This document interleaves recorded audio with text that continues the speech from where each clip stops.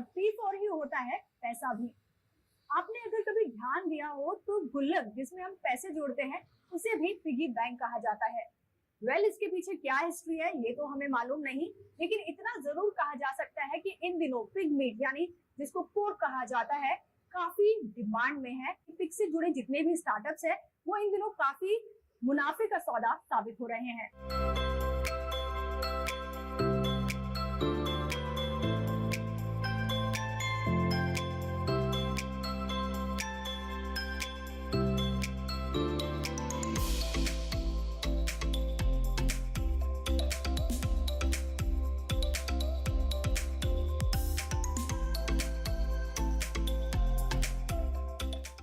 नमस्कार, आप सभी का स्वागत है हमारे प्रोग्राम कृषि स्टार्टअप में। कृषि स्टार्टअप के सफर में जैसा कि आप जानते ही हैं हम आए हुए हैं असम गुवाहाटी में और आज हम आपकी मुलाकात कराने जा रहे हैं एंटरप्रेन्योर मानस कलिता जी से, जो कि पिग से जुड़ा हुआ ही स्टार्टअप चला रहे हैं। क्या करते हैं वो और पूरी स्टार्टअप जर्नी जानने के लिए आपको चलना होगा हमारे साथ, तो चलिए फिर।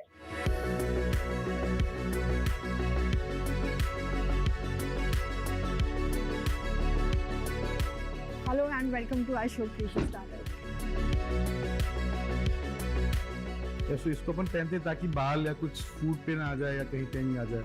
It's a very important issue so that you know. तो फाइनली दोस्तों हम आ पहुंचे हैं मानस कलिता जी की प्रोसेसिंग यूनिट पर और सबसे पहले इंट्रोडक्शन मैं आपका करा देती हूँ मानस जी से। मानस जी, आप अपना इंट्रोडक्शन हमारे व्यूअर्स को फटाफट से दे दीजिए। नमस्ते, मेरा नाम मानस है। ये हम लोग का छोटा सा प्रोसेसिंग यूनिट है जो मीट एंड मीट प्रोडक्ट्स का प्रोसेसिंग करते हैं। हम लोग नॉर्थ ईस्ट के इकलौते प्रोसेसिंग यूनिट, रिटेल आउटलेट और फार्म वाली लौती कंपनी है। और हम लोगों ने 2012 में हम जर्नी चालू किया था एक पिग फार्म से। अभी हम लोग के गुवाहाटी में ही 3 रिटेल आउटलेट है और एक यूनिट है जहाँ से हम लोग सॉसेजेस, हैम, बेकन, सलामी वगैरह खुद मैन्युफैक्चर करते हमारे रिटेल आउटलेट और नॉर्थ ईस्ट के दूसरे स्टेट्स में डिस्ट्रीब्यूट करते हैं। और पैन इंडिया भी कुछ प्रोडक्ट जाते हैं जैसे कि दिल्ली, बैंगलोर, ऐसा। तो बिल्कुल आपने कहा छोटा सा है, तो हम ये मानकर चलते हैं छोटा सा नहीं है, काफ़ी सारे आउटलेट्स भी आपके हैं। और अभी हम यहाँ पर आए हैं तो यहाँ पर रॉ मीट भी यहीं पे तैयार होता है। मैम, रॉ मीट हमारे फार्म से आते थे, अभी तो फार्म्स नहीं है पर हमारे वेंडर्स से आते हैं। उसकी फर्स्ट हैंड प्रोसेसिंग हम यहाँ पे करते हैं, जैसे कि क्लीनिंग हो गया, प्राइमरी क्लीनिंग हो गया, प्राइमरी हैंडलिंग ऑफ कार्केसेस हो गए। उसके बाद यहाँ के स्मॉल पीसेस करके हमारे रिटेल आउटलेट्स में शिफ्ट हो जाता है। बाकी जो रह जाता है उससे हम लोग प्रोसेसिंग करते हैं, जैसे कि सॉसेज वगैरह, जो स्मोक मीट वगैरह जो बनाते हैं वो यही करते हैं। तो मैं जानूंगी प्रोसेसिंग के बारे में, लेकिन उससे पहले मैं जानना चाहूँगी कि आप मानस जी, आपने ये जो स्टार्टअप चूज़ किया है क्यों किया? मतलब पिग मीट को ही क्यों प्रेफर किया आपने? और इससे पहले आप क्या कर रहे थे? इससे पहले मैं फाइनेंस इंडस्ट्री में था, फिर मैं बैंक की नौकरी कर रहा था। 3 साल मैंने बैंक में नौकरी किया है। फिर एंटरप्रेन्योर बनने का वो जो बोलते हैं ना कि चस्का लग जाता है, करते हैं, देखते हैं करके। सो वही था, पर पता था कि नौकरी करने के बाद खुद का कुछ करना है। सो इसी के कारण आई स्टार्टेड प्रोसेसिंग। सो हम लोगों ने 2012 में पिग फार्मिंग से किया, क्योंकि जब नॉर्थ ईस्ट में पहली बार मैं बाहर ही था तो गुवाहाटी में जब मैं वापस आया तो पिग का कल्चर, पोर्क का कल्चर यहाँ पे बहुत है, हर चीज़ में पोर्क मानते हैं। तो मेरे को लगा कि चलो इसको it's a very booming industry, so let's see. So पहले फार्मिंग पे गए, फिर सोचा कि फार्मिंग करने से नहीं होगा, फिर एक प्रोसेसिंग, रिटेलिंग भी करना पड़ेगा। फिर रिटेलिंग से सोचा बस रिटेलिंग, प्रोसेसिंग ही क्यों ना कर ले, एक बैक एंड छोटा सा प्रोसेसिंग यूनिट टाइप। सो इसी यही धीरे धीरे स्टेप बाय स्टेप ही आगे बढ़े हम लोग। जी, आपने कहा बैंक में वर्किंग थे और बैंक सेक्टर तो एक पैसे वाला सेक्टर है ही। तो आपको आज क्या लगता है वो डिसीजन कितना सही था और घर वालों ने कितना साथ दिया? क्योंकि एक अच्छी खासी जॉब में जब आप होते हो और इस तरह की डिसीजन, क्योंकि स्टार्टअप जब आप शुरू करते हैं तो काफ़ी सारे चैलेंजेस और काफ़ी सारा स्ट्रगल आपको करना पड़ता है। तो किस तरह से आपकी जर्नी की शुरुआत हुई? मैम, बैंक का नौकरी तो अच्छा ही है, पर अभी पीछे मुड़ के देखता हूँ तो आई फील कि मैं अभी बहुत अच्छा लगता है जब मैं खुद का ही कुछ कर रहा हूँ, जब मेरे साथ लोग जुड़े हैं। इतने साल से यहाँ पे लोग हैं जो स्टार्टिंग से ही हमारे साथ जुड़ रहे हैं, तो वो एक मोटिवेशन है काम करने का, जो शायद बैंक की नौकरी में नहीं है। सो ये है। तो घर वालों से सपोर्ट डेफिनेटली मिला है, बट इनिशियली एक रिलेक्टेंस रहता है कि नौकरी क्यों छोड़ा, बैंक की नौकरी थी, क्यों इससे अच्छा अभी तक तो ये हो सकता था। पर वो एक टाइम था। अभी कहीं ना कहीं they are also proud of us and I am very कि अच्छा भी लगता है कि वो लोग सपोर्ट किया है, उन्हें काफ़ी किया, ऐसा नहीं कि नहीं किया। सो यही है।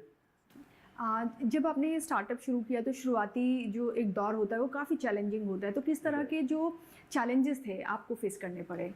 बहुत सारे, क्योंकि एक नौकरी में जो पता ये सब कैसे क्या करना है, कुछ करना है, पता नहीं रहता है। एक बार आप इसमें घुस जाते हो तो फिर पता लगता है कि अच्छा ठीक है, ये भी लाइसेंसेस चाहिए, ये भी प्रोटोकॉल्स होते हैं, मैन पावर भी हैंडल करना पड़ता है, एक लाइव मतलब पता भी करना होता है ये सब करते कैसे, सॉसेज कैसे बनाते हैं, मीट को हैंडल कैसे करते हैं। और ये ओवर द टाइम ही सीखा है। अभी भी मैं ये बोल नहीं सकता कि 7-8 साल के बाद ही मैं बोल नहीं सकता कि सब मेरे को पता है, फार्मिंग से लेके प्रोसेसिंग तक।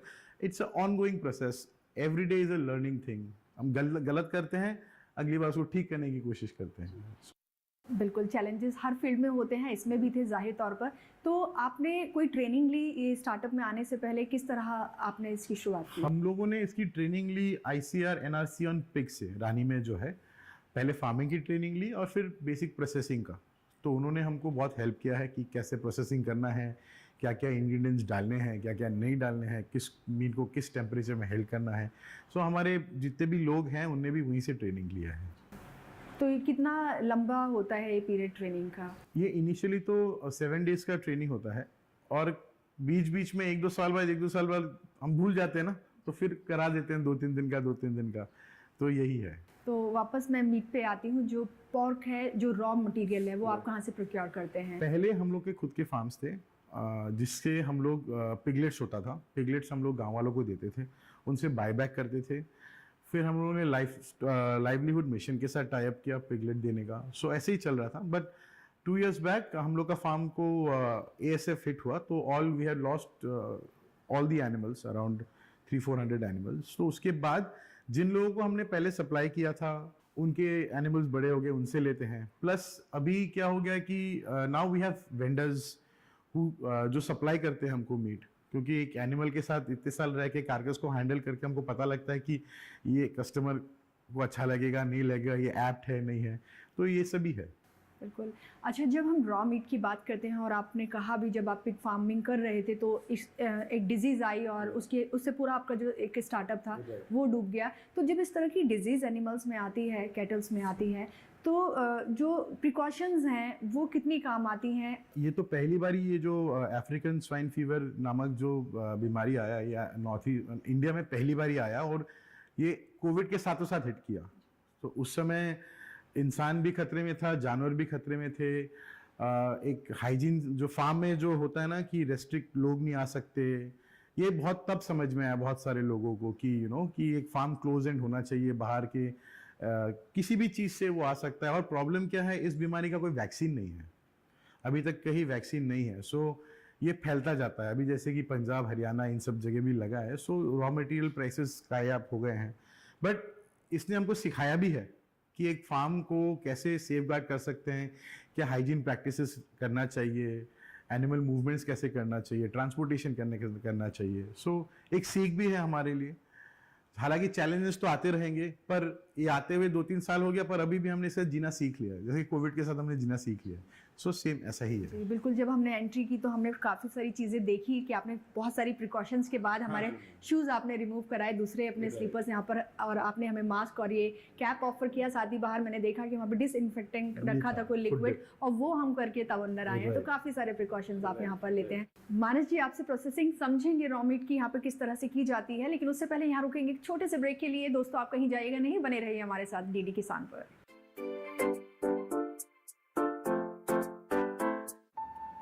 Payment fail? लेकिन पैसे तो कट गए, गई मेरी मेहनत की कमाई। हो जाएगी भरपाई, चिंता मत कर मेरे भाई। अगर डिजिटल ट्रांजैक्शन फेल हो जाए और अकाउंट से पैसे कट जाएं, तो बैंक समय से पैसे लौटा देगा, वरना कॉम्पनसेशन का है प्रावधान। नहीं तो RBI के ओम्बुड्समैन को शिकायत करें आप। या बिल, मेरी फीस। RBI कहता है, जानकार बनिए, सतर्क रहिए। Welcome back to our show Krishi startup. और कृषि स्टार्टअप में हम आए हुए हैं मानस कलिता जी की प्रोसेसिंग यूनिट पर। और मानस जी, ब्रेक पे जाने से पहले हम आपसे चाहते थे कि आप हमें प्रोसेसिंग थोड़ा सा यहाँ समझाएं किस तरह से होती है। यहाँ पे रॉ मीट आता है और उसकी प्रोसेसिंग होती है, तो आप हमें बताएं।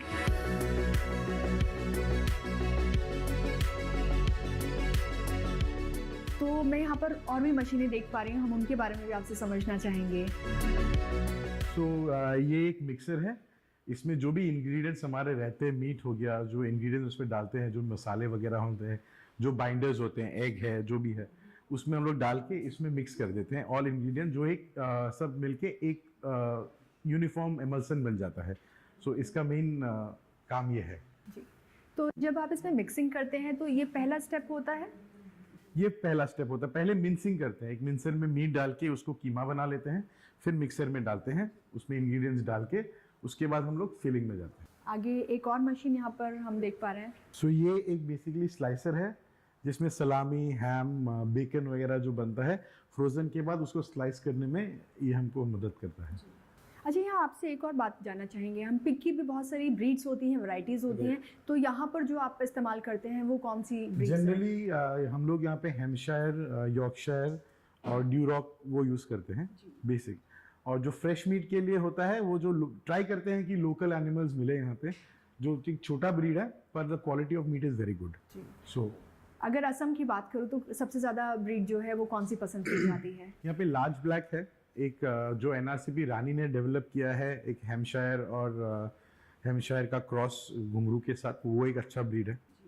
सो वो एक बहुत उसको बीमार नहीं होता, बहुत जल्दी वो बीमार नहीं होता, उसके पिगलेट्स काफ़ी ज़्यादा होते हैं।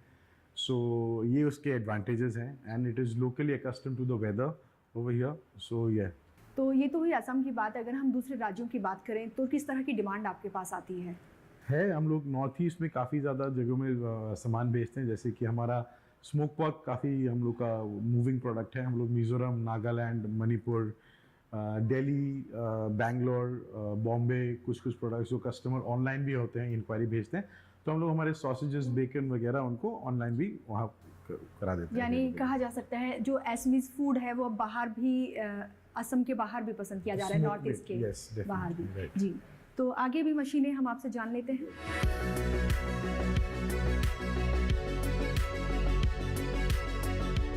तो ये एक वैक्यूम पैकिंग मशीन है, जो प्रोडक्ट्स को हम एक वैक्यूम पैकेट में डाल के उसको पूरा वैक्यूम निकाल के पैकिंग करते हैं। सो ये सबसे इम्पॉर्टेंट मशीन है ताकि उसका शेल्फ लाइफ बना रहे। जी, क्योंकि हम कोई केमिकल प्रिजर्वेटिव्स यूज़ नहीं करते हैं, सो वैक्यूम पैकिंग हमारे लिए बहुत इम्पॉर्टेंट एक प्रोसेस है इस पूरे प्रक्रिया में। और अगर मैं शेल्फ लाइफ की बात करूं, क्योंकि आप बोल रहे हैं कोई प्रिजर्वेटिव्स इसमें यूज़ नहीं होते हैं, तो क्या है वो शेल्फ लाइफ? क्योंकि हम लोग कोई केमिकल प्रिजर्वेटिव्स या केमिकल इंग्रेडिएंट्स हमारे सॉसेजेस में यूज़ नहीं करते हैं, सो हमारे लिए एक शेल्फ लाइफ बहुत मेजर इशू हो जाता है, जहाँ पे ये वैक्यूम पैकिंग मशीन हमें हेल्प करता है। और एक टेम्परेचर जो हमको कॉन्स्टेंटली उस प्रोडक्ट को -18 डिग्री में मेंटेन करना पड़ता है। पर मार्केट में देयर आर प्रोडक्ट्स जिसमें you put some chemical preservative and you can use it for around 1 year, so shelf life उससे बढ़ जाता है। But we have to be very careful, because हम चाहते हैं कि हमारा product without any chemical preservative और विदाउट एनी केमिकल इंग्रेडिएंट उसमें रहे। जी बिल्कुल, और जितना केमिकल से दूर रहेंगे, प्रिजर्वेटिव से दूर रहेंगे, और हम हेल्दी रहेंगे। तो ये आप अच्छा कर रहे हैं कि प्रिजर्वेटिव्स जो है वो यूज़ नहीं कर रहे हैं। अगर हम बात करें टेस्टिंग की, जब आपका रॉ मीट आता है तो क्या आप कहीं लैब टेस्ट के लिए उसको भेजते हैं जिससे कि पता लग पाए जो डिजीज़ इन दिनों चल रही है कि उसमें तो वो बीमारी नहीं है? ये हम लोग करवाते हैं। ये जो रॉ मीट है प्लस हमारे जो मीट प्रोडक्ट्स हैं जो हम लोग बनाते हैं, सबका एक एक सैंपल रखते हैं हम। वीकली या मंथली हम लोग यहाँ पे इंस्टीट्यूट है, national research centre on pig, उनका एक वर्ल्ड क्लास फैसिलिटी है मीट एंड मीट प्रोडक्ट्स को टेस्ट करने के लिए। हम लोग वहाँ पे भेजते हैं। एक सैंपल हमेशा हम लोग रखते हैं कि कभी भी उस बैच का अगर टेस्टिंग कराना हो तो कराते हैं, पर एक मैंडेटरी एवरी मंथ हम लोग एक सैंपल कराते हैं, रैंडम सैम्पलिंग जिसको हम बोलते हैं। दोस्तों, मानस जी से बातचीत जारी रखेंगे, साथ ही इनके जो आउटलेट्स है उस पर भी हम आपको लेकर चलेंगे, लेकिन उससे पहले यहाँ रुकेंगे एक और छोटे से ब्रेक के लिए। आप कहीं जाइएगा नहीं, बने रहिए हमारे साथ डीडी किसान पर।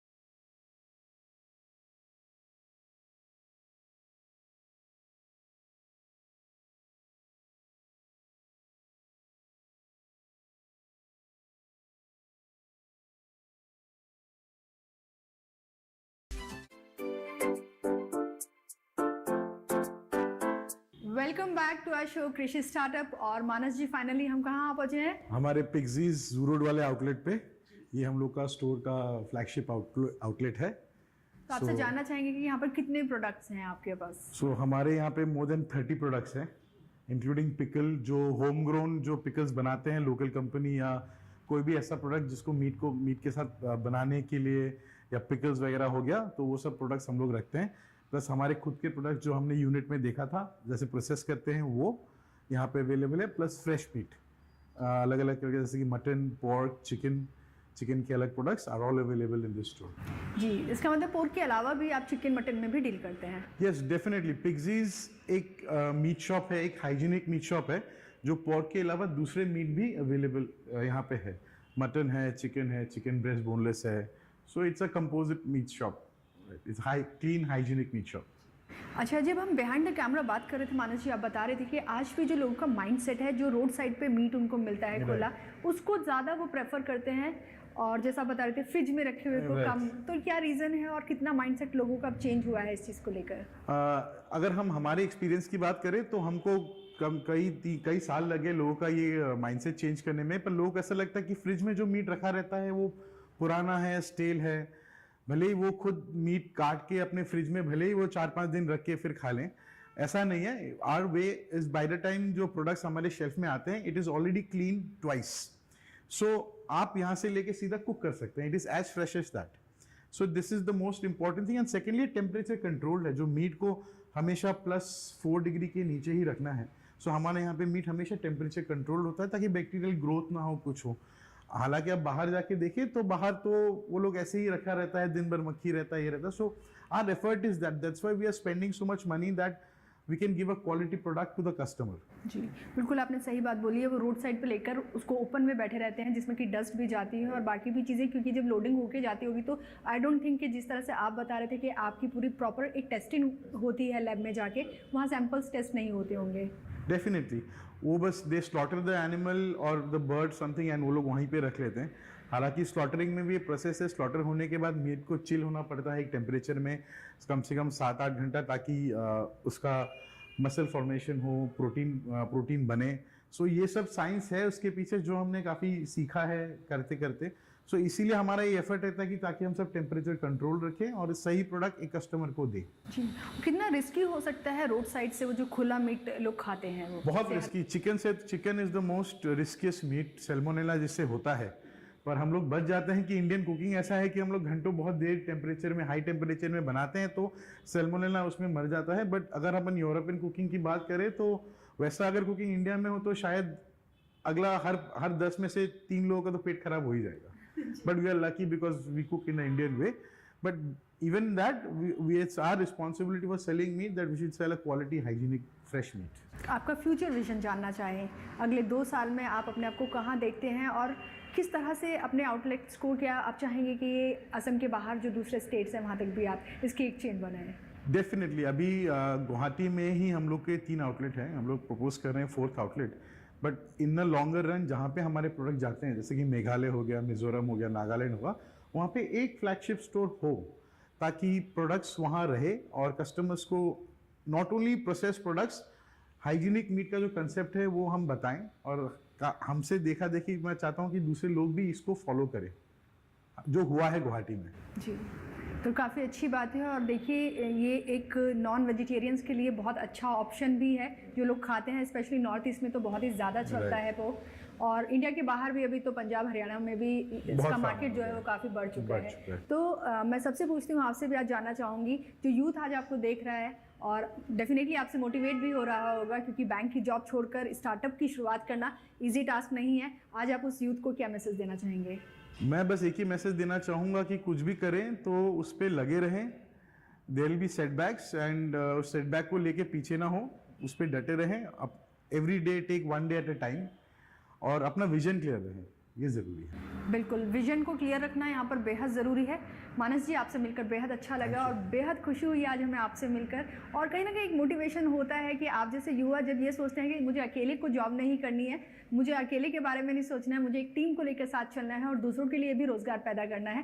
Thank you so much for being with us in our show. Thank you very much. Thank you. यहाँ से रेगुलरली परचेस करते रहता हूँ। इनके पास बहुत वैरायटीज़ है, चिकन्स, मटन और पोर्क, बहुत सारे वैरायटीज़ है और बहुत फ्रेश है। यहाँ का जो आइटम जो भी है मैं डेली घर में लेके जाता हूँ, ऑलमोस्ट डेली लेके जाता हूँ। कृषि स्टार्टअप में हम आपको आगे भी ऐसे ही प्रोग्रेसिव एग्रीप्रेन्योर से मिलवाते रहेंगे जो कृषि जगत में नित नए आयाम और देश को आत्मनिर्भर बनाने का काम कर रहे हैं। दोस्तों, अगर आपको लगता है आपकी स्टार्टअप जर्नी भी दिलचस्प है और ये लोगों तक पहुंचनी चाहिए तो आप हमें मेल कर सकते हैं। हमारी मेल आईडी है digital.agrikisan@gmail.com। इसी के साथ प्रोग्राम में अब तक दिखाए गए हमारे किसी भी स्टार्टअप के साथ अगर आप डायरेक्टली जुड़ना चाहते हैं, फिर उनकी कॉन्टैक्ट डिटेल्स चाहते हैं, तब भी आप हमें इसी मेल आईडी पर मेल कर सकते हैं। मेल आईडी फिर से दोहरा देती हूँ आपके लिए, digital.agrikisan@gmail.com। दोस्तों, आपका जो फीडबैक हमें मिलता है उसे देखकर हमें बेहद खुशी होती है। उम्मीद करते हैं आप इस फीडबैक को जारी रखेंगे। अगले हफ्ते एक नई स्टार्टअप जर्नी को लेकर फिर हाजिर होंगे। तब तक के लिए दीजिए इजाजत। नमस्कार।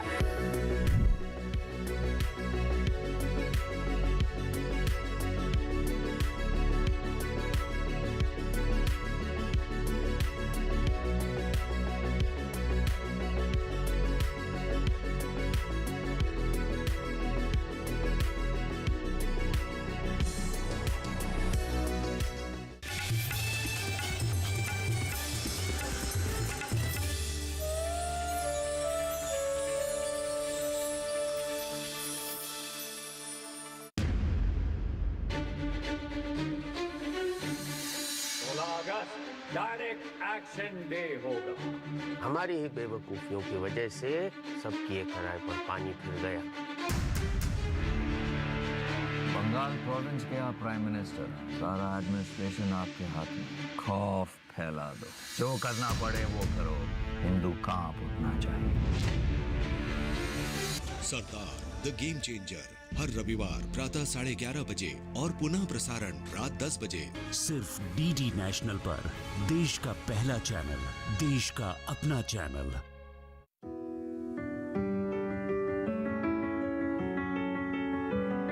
ये जो हाथ है ना, ये भी कहानी कहते हैं। झुर्रियों में छुपा ये कमजोर हाथ एक मजबूत इतिहास लिए है। गुजरे दशकों के अनगिनत किस्सों को महसूस किया है इन हाथों ने, और ये अपनी जिम्मेदारियों को निभाते हाथ, एक एक कर अपने वादों को निभाते हाथ, संजो कर लाए सपनों को अपनी अगली पीढ़ी को सौंपते हाथ।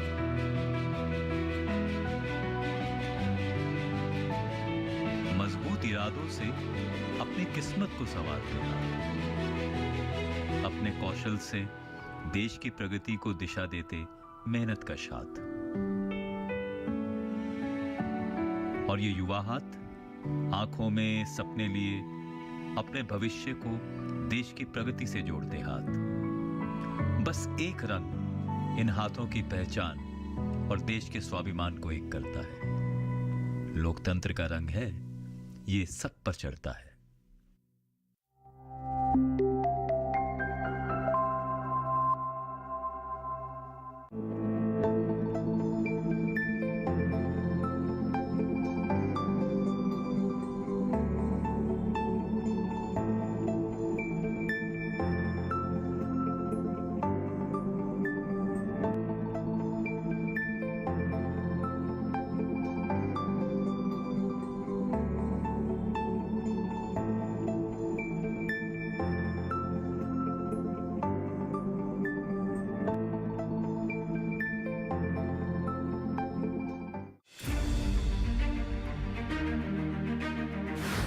की प्राथमिकता का केंद्र कृषि। हर दिन नई इबारत, आत्मनिर्भर नया भारत। आधुनिक तकनीक और विज्ञान का मेल। किसानों की मेहनत है ये, नहीं है कोई आसान खेल। बीज से बाजार तक, अन्नदाता से खरीदार तक।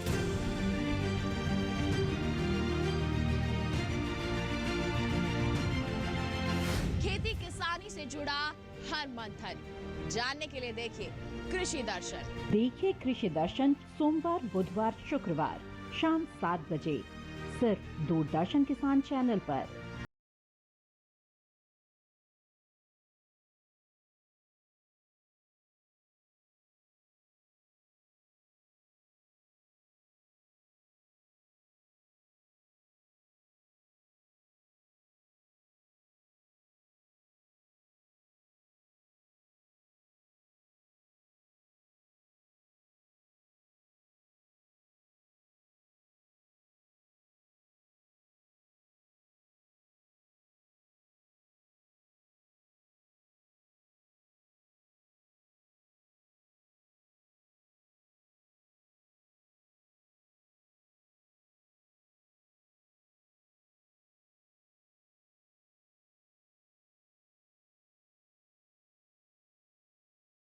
देखना न भूलें हर शनिवार रात 9:30 बजे और पुनः प्रसारण सोमवार शाम 4 बजे सिर्फ दूरदर्शन किसान पर।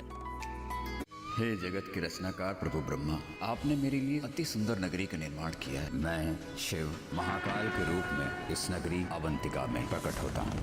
मुझे अवंतिका चाहिए। युक्ति और चातुर्य के बल पर मेरा भांजा दुर्योधन अवंतिका राज्य पे शासन करेगा। आप हमारे प्रिय भ्राता अग्रज हैं, किंतु कदाचित आप ये भूल जाते हैं कि अवंतिका के राजा आप नहीं, हम हैं। गांधार नरेश शकुनी, अवंतिका में आपका स्वागत है। अवंतिका सोमवार से गुरुवार रात 9 बजे, पुनः प्रसारण प्रातः 11 बजे। सिर्फ डीडी नेशनल पर, देश का पहला चैनल, देश का अपना चैनल। आपको पता चला क्या? क्या? अरे गुरुवार को तुका भाई जी का मंदिर में कीर्तन है। गुरुवार को तुका दादा का कीर्तन है? हाँ। फिर तो मुझे जाना ही होगा।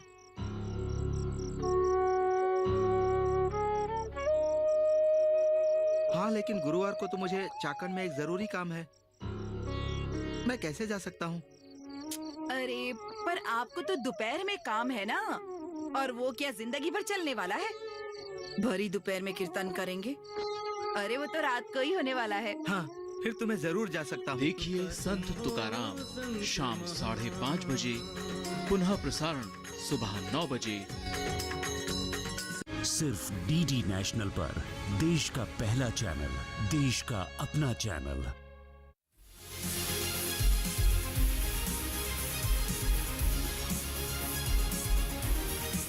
धरती का सीना चीर दे,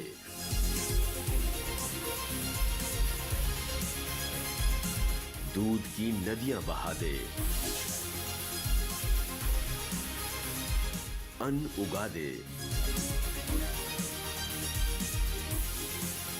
बिना थके बिना रुके, सर्दी गर्मी बरसात की परवाह किए बिना जो अडिग है, अटल है, वो किसान है। कामयाबी के आसमान पर पहुंचे धरती पुत्रों की दास्तान, सफल किसान। कार्यक्रम सफल किसान सोमवार से शुक्रवार रात 8 बजे, सिर्फ दूरदर्शन किसान पर।